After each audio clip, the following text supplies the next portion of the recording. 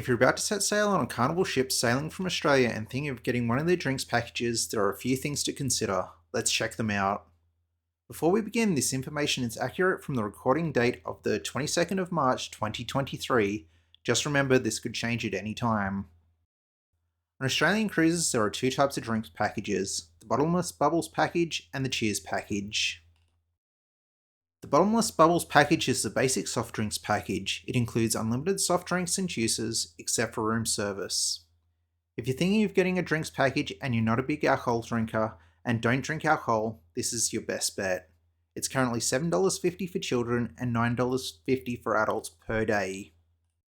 We then have the second package, the Cheers package. It includes what is available in the Bottomless Bubbles package, but also includes beers, wines by the glass, energy drinks, some coffees, teas, waters, and spirits and cocktails up to $20. If you go over the $20, you will get a 25% discount on any purchase.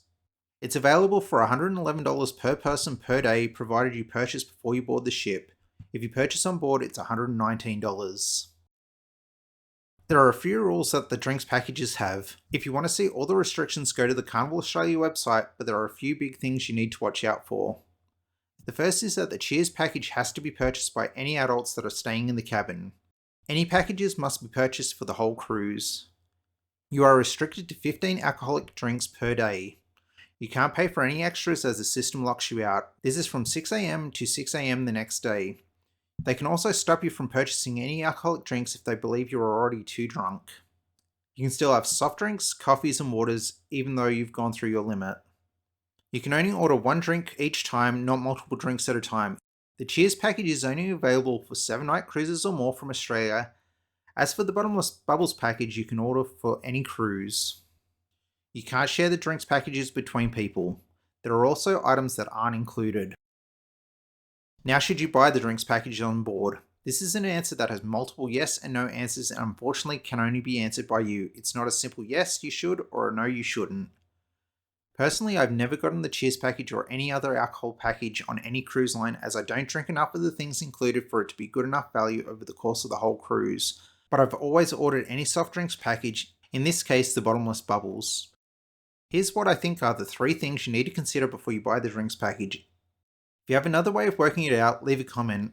I'd love to see what you think. The first thing you need to consider is your budget. If you're really paying attention to how much you are spending and are happy to forego the drinks package, you should. Here's a quick tip though. When you order the Bottomless Bubbles package, if you order something like a bourbon and coke, you'll only have to pay for the bourbon as a coke is already included in your package. For some people, buying the drinks package can be easier than buying as they go, even if they don't work out whether it's value for them or not, as they have already paid a flat fee for the drinks and don't need to pay for anything else provided the drinks are included in the package. How much you're going to drink over the course of the cruise can make a difference to the value of the package. If you're only going to have a couple of big nights rather than drink over the whole course of the cruise, that's something to think about as well. The second thing to think about is what you're drinking and how much of it. Prices for the drinks vary, with cocktails around $17, beers around $8.50 and wines $12. But as you can see from the vision on the screen, that varies depending on what you get. Most people, when they buy a drinks package, only go for the main items, beers, wines and spirits, and try to work out how much alcohol they can drink. If you calculated the drinks package like this, you would have to purchase approximately 11 beers, 7 cocktails, 10 wines, or a mixture of this. And that's before you would break even, and that's per day. That's only if you think about drinking the alcohol. What if you drink something else as well?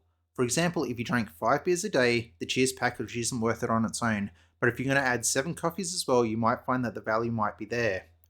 This is where calculating the value of a drinks package gets confusing, as there are so many things to take into consideration. The last thing to take into consideration is if everyone in the cabin is drinking or not.